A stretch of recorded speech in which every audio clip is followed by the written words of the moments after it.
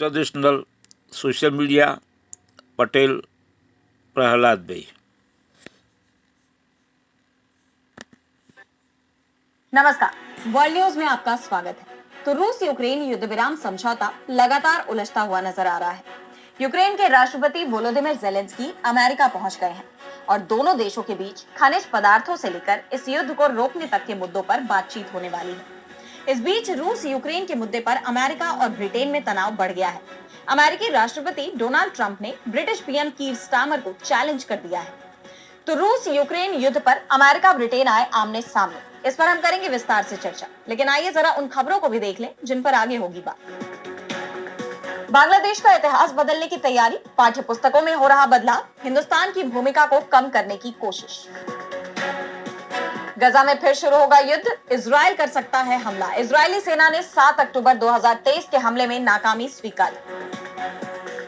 और चलते चलते में देखेंगे पाकिस्तान, बांग्लादेश और हिंदुस्तान में खतरे में लोकतंत्र, EIU के डेमोक्रेसी इंडेक्स में खुलासा। तो रूस यूक्रेन युद्ध को लेकर चर्चाओं का दौर लगातार जारी है। इस बीच ब्रिटेन और अमेरिका के बीच तनातनी देखी गई, जहां अमेरिकी राष्ट्रपति डोनाल्ड ट्रंप ने ब्रिटेन के पीएम कीर स्टारमर को सीधे चैलेंज कर दिया कि क्या आप अमेरिका के बिना इस युद्ध को रोक सकते हैं। ट्रंप ने स्टारमर से ही पूछ लिया कि क्या वे अकेले रूस का मुकाबला कर पाएंगे। पत्रकारों के सामने ट्रंप का ये सवाल सुनकर स्टारमर चौंक गए। दरअसल कीर स्टारमर अमेरिका के दौरे पर है।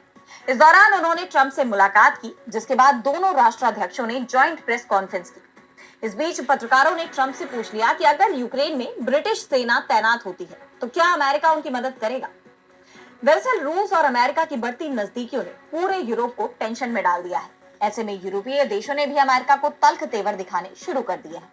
ब्रिटिश पीएम ने तो यहां तक कह दिया था कि हमें हल्के में ना ले, जरूरत पड़ी तो हम अपनी सेना यूक्रेन में भेजने को तैयार हैं। जिस पर अब पत्रकारों ने ब्रिटेन के पीएम स्टारमर की मौजूदगी में ट्रंप को घेर लिया।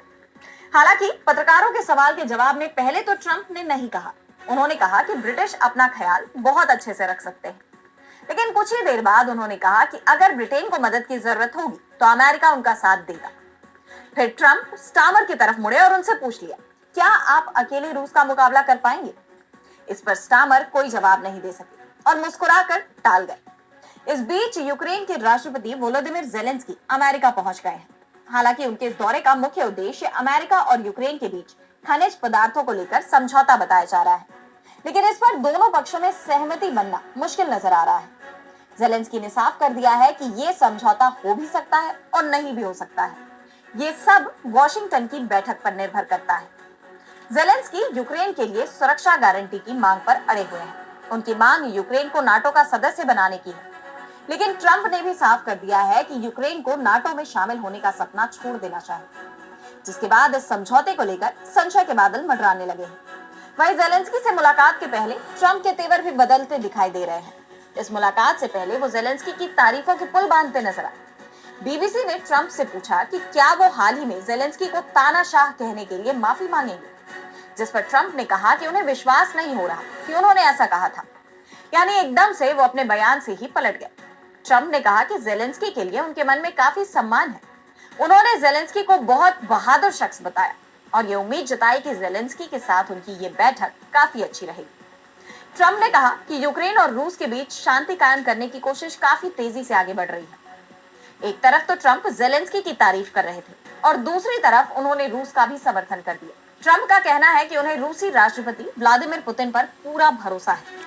उन्होंने कहा कि यूक्रेन जंग को लेकर समझौता होने पर पुतिन अपना वादा निभाएंगे। और अब बढ़ते हैं अगली खबर की तरफ, जहां हम बात करेंगे बांग्लादेश की। तो यूनुस सरकार बांग्लादेश के इतिहास को मिटाने की कोशिशों में है।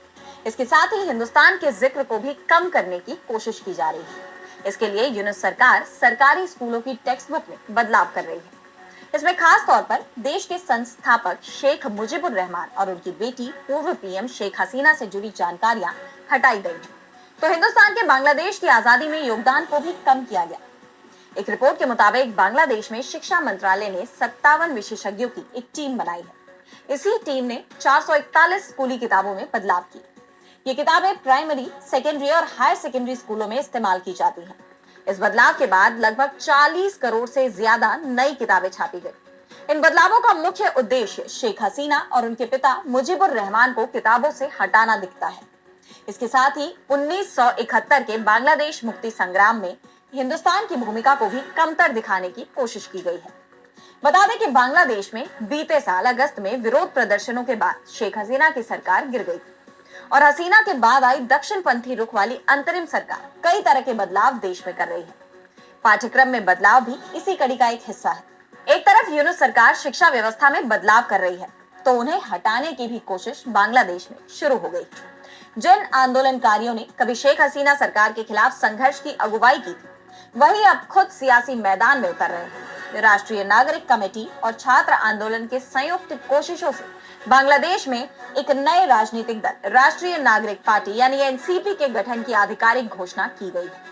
इस नई पार्टी की कमान नाहिद इस्लाम को सौंपी गई है, जो अभी हाल ही में अंतरिम सरकार से इस्तीफा देकर बाहर आए हैं। उन्हें पार्टी का मुख्य संयोजक बनाया गया है, जबकि राष्ट्रीय नागरिक कमेटी के सदस्य सचिव अख्तर हुसैन को महासचिव का पद दिया गया।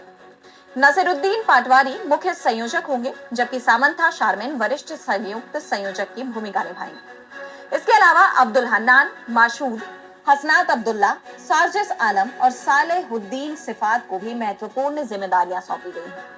बांग्लादेश में इस नए राजनीतिक दल का उभरना शेख हसीना की पार्टी के लिए किसी बड़ी चुनौती से कम नहीं होगा। राष्ट्रीय नागरिक पार्टी की जड़ें उन आंदोलनों में हैं, जिन्होंने सत्ताधारी दल के खिलाफ मुखर विरोध किया था।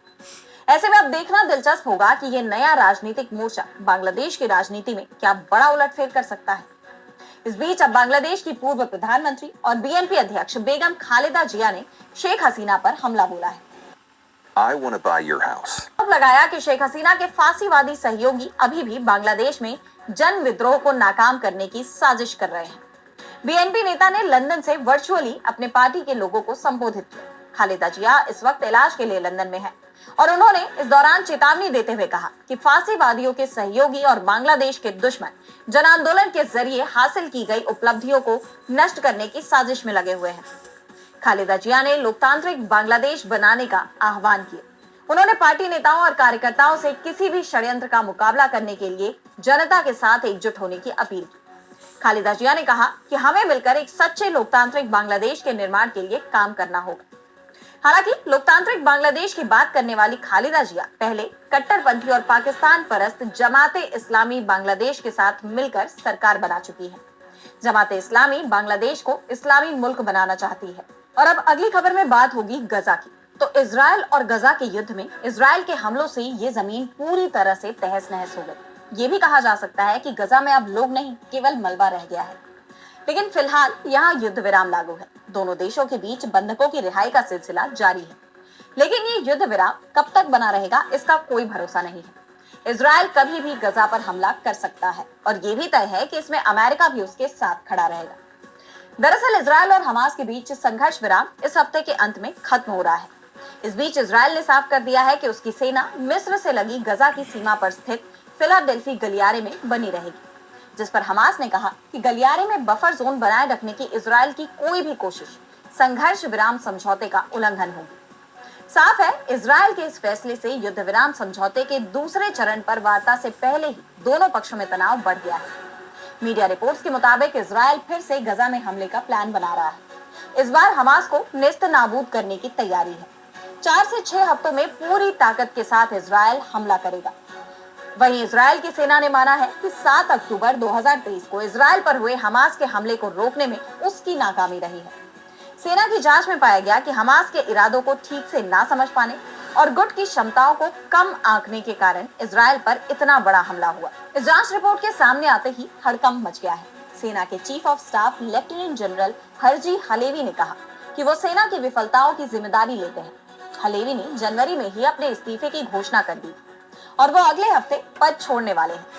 लेकिन इससे इजरायली प्रधानमंत्री बेंजामिन नेतन्याहू के लिए मुश्किलें बढ़ सकती हैं। इजराइल में एक वर्ग का मानना है कि 7 अक्टूबर के लिए सिर्फ सेना जिम्मेदार नहीं है, बल्कि नेतन्याहू की विफल रणनीति भी जिम्मेदार है। उनका कहना है कि नेतन्याहू की हमास को रोकने की रणनीति फेल रही है। हालांकि नेतन्याहू अभी तक इन सभी सवालों से बचते रहे हैं। उनका कहना है कि वे युद्ध के बाद इस पर जवाब देंगे। बंधकों के परिवारों की मांग के बावजूद नेतन्याहू ने हमले की जांच के लिए आयोग के गठन का विरोध किया, लेकिन अब नेतन्याहू पर इसका दबाव बन सकता है। आपको बता दें कि हमास के इस हमले में 1200 लोग मारे गए थे और 251 लोगों को हमास के लड़ाके बंधक बनाकर गजा ले गए। और अब चलते चलते में देखेंगे पाकिस्तान, बांग्लादेश और हिंदुस्तान में खतरे में लोकतंत्र। तो इकोनॉमिस्ट इंटेलिजेंस यूनिट यानी EIU ने साल 2024 का डेमोक्रेसी इंडेक्स जारी किया है। इस इंडेक्स में पाकिस्तान की रैंकिंग 6 पायदान गिर गई है। EIU ने कुल 167 देशों और 2 क्षेत्रों में लोकतंत्र के रुझानों का मूल्यांकन करते हुए अपनी ये रिपोर्ट पेश की है। इसमें पाकिस्तान 124वें स्थान पर है। पाकिस्तान को लोकतंत्र की दिशा में सबसे खराब प्रदर्शन करने वाले शीर्ष 10 देशों में शामिल किया गया है। वहीं हिंदुस्तान की भी हालत कुछ ऐसी ही नजर आई। हिंदुस्तान को इस लिस्ट में 41वां नंबर दिया गया। इस रिपोर्ट में हिंदुस्तान में लोकतंत्र को लेकर चिंता जताई गई। बता दें कि इस इंडेक्स को बनाने के लिए चुनावी प्रक्रियाओं, सरकार के कामकाज, राजनीतिक भागीदारी, राजनीतिक संस्कृति और नागरिक स्वतंत्रता पर गौर फरमाया गया है। इसमें पाकिस्तान को 2.84 अंक मिले हैं और देश को लोकतांत्रिक के बजाय सत्तावादी शासन के रूप में वर्गीकृत किया गया। इस रिपोर्ट में फरवरी 2024 में हुए पाकिस्तानी आम चुनावों में राजनीतिक दमन और हस्तक्षेप के आरोपों का हवाला दिया गया है। रिपोर्ट में यह भी कहा गया कि पाकिस्तान, बांग्लादेश और हिंदुस्तान जैसे देशों में लोकतांत्रिक प्रक्रियाओं के लिए गंभीर खतरे हैं। EIU की डेमोक्रेसी इंडेक्स 2024 के निदेशक जोआन होए ने कहा कि सत्तावादी शासन मजबूत हो रहे हैं और लोकतंत्र संघर्ष कर रहे हैं। करीब 40% वैश्विक आबादी अब सत्तावादी शासन के अधीन रहती है। 60 देशों को सत्तावादी शासन के रूप में वर्गीकृत किया गया। एशिया के देशों के औसत स्कोर में लगातार गिरावट है, जिसमें पाकिस्तान, बांग्लादेश और दक्षिण कोरिया में सबसे ज्यादा गिरावट आई है। इस लिस्ट में नॉर्वे लगातार 16वें साल दुनिया का सबसे लोकतांत्रिक देश बना रहा। उसे 9.81 अंक मिले। न्यूजीलैंड और स्वीडन दूसरे और तीसरे स्थान पर रहे। अफगानिस्तान 2021 से सबसे निचले पायदान पर है। उसे सिर्फ 0.25 अंक मिले। और सबसे बड़ा बदलाव बांग्लादेश में देखा गया, जो 25 स्थान नीचे गिर गया। दुनिया का औसत स्कोर घटकर 5.17 के नए निचले स्तर पर आ गया है, जो 2015 में 5.55 के स्तर से नीचे है। अब दुनिया की सिर्फ 6.6% आबादी पूर्ण लोकतंत्र में रहती है, जो 10 साल पहले 12.5%। बता दें कि EIU साल 2006 से 167 देशों का मूल्यांकन कर रहा है। ये मूल्यांकन 0 से 10 के पैमाने पर होता है। तो आज इस वर्ल्ड बुलेटिन में इतना ही। देश दुनिया